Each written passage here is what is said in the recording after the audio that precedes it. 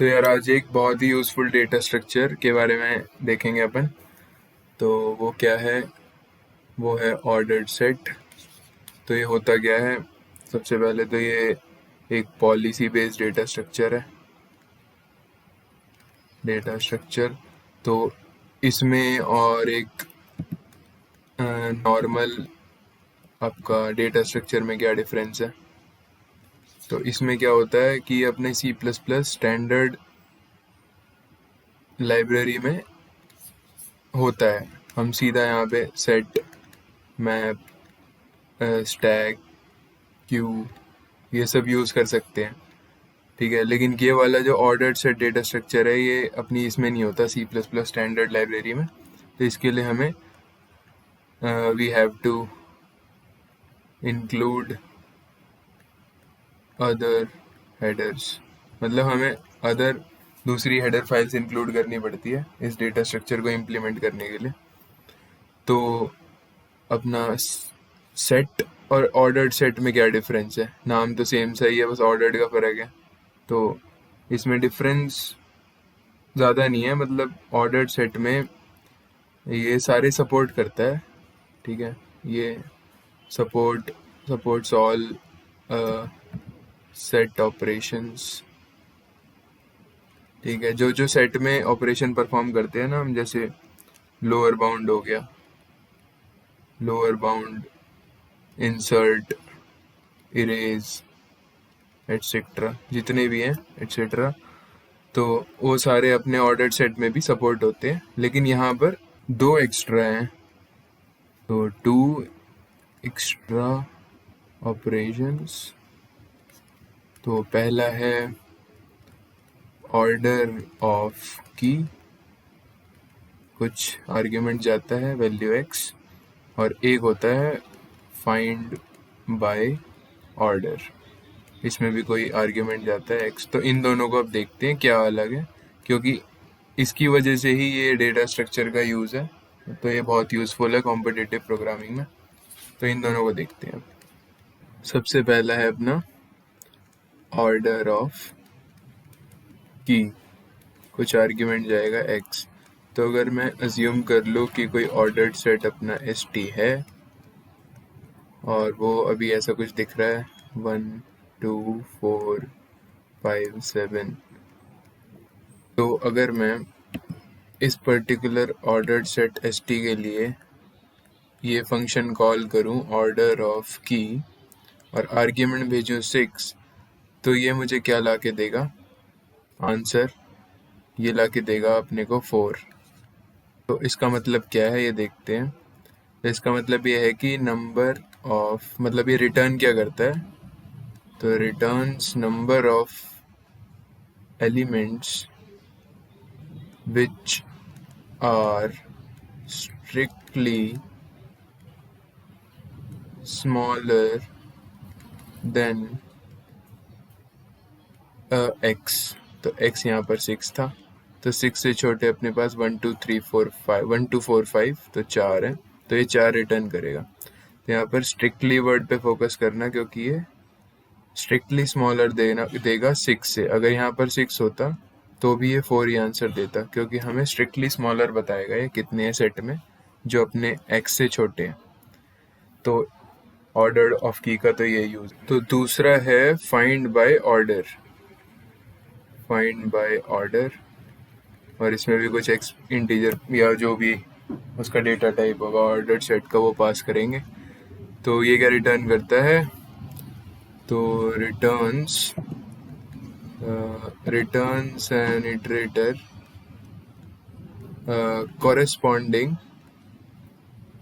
corresponding to the xth position in the set।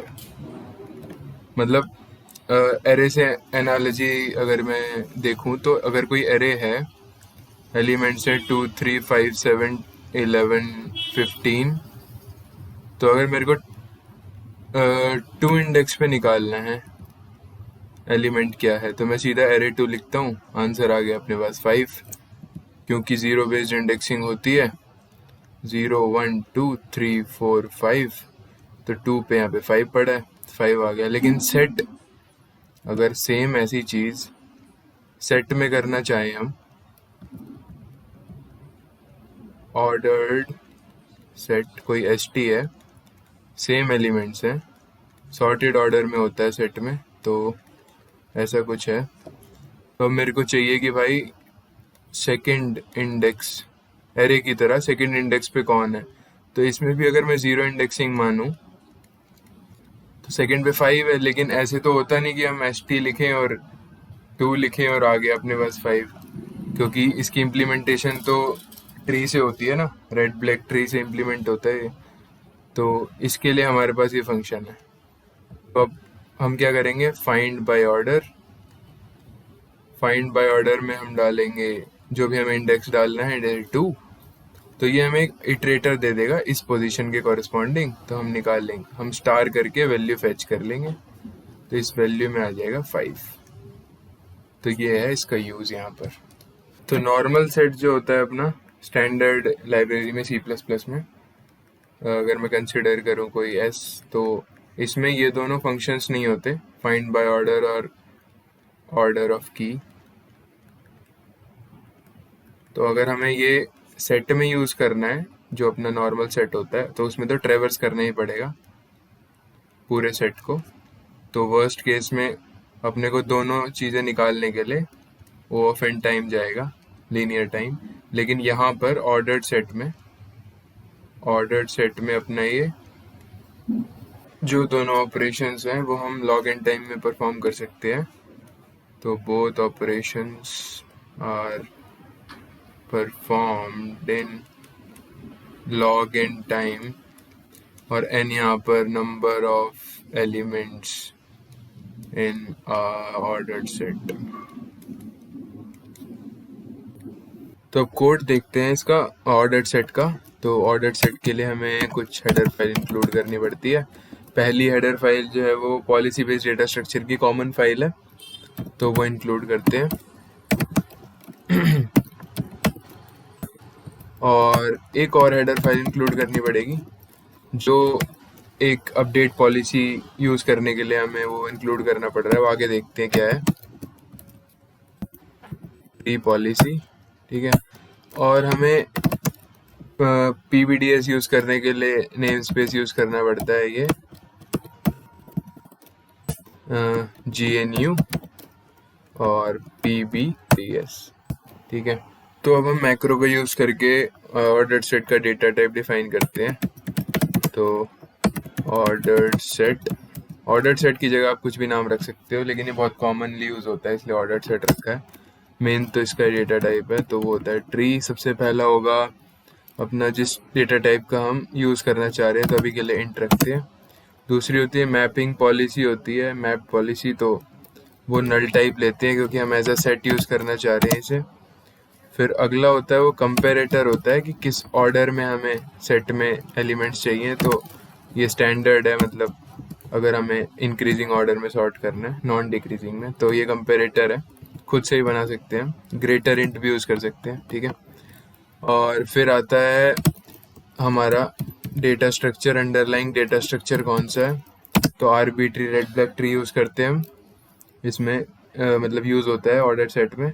और फिर अगला जो आता है वो है अपनी पॉलिसी, ट्री ऑर्डर स्टैटिस्टिक्स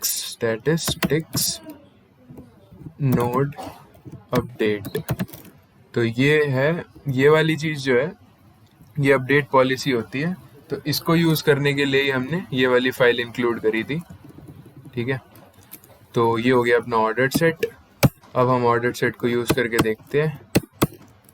तो ऑर्डर्ड सेट, मान लो ST है अपना ऑर्डर्ड सेट। नॉर्मल सेट के ऑपरेशन यूज़ करते हैं, इंसर्ट करते हैं इसमें 5 और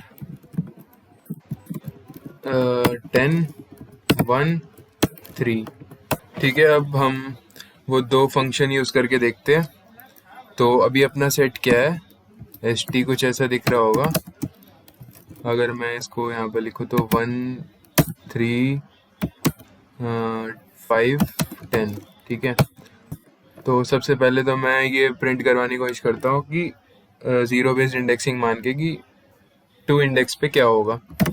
तो इंडेक्स पे क्या होगा निकालने के लिए अपने पास फाइंड बाय ऑर्डर था फंक्शन, तो set dot find by order और इंडेक्स डाल दो। तो इससे हमारे पास इटरेटर आएगा, इटरेटर पे जिस भी पोजीशन का इटरेटर आएगा उसकी हमें वैल्यू चाहिए, तो स्टार लगा दिया और न्यू लाइन प्रिंट कर देते हैं। Let's run this. तो 5 आया, तो यानी कि 0 1 2 2 पे 5 था तो 5 प्रिंट हो गया। ठीक है, अब मैं निकालना चाहता हूँ कि 6 से कितने स्ट्रिक्टली लेस देन 6 से कितने एलिमेंट्स हैं। ठीक है, तो वो निकालने के लिए मेरे पास सेट डॉट ऑर्डर ऑफ की, मैंने 6 डाला और तो इसको प्रिंट करवाते हैं। ये ऑर्डर ऑफ की मतलब 6 से छोटे कितने हैं। तो लेट्स रन दिस।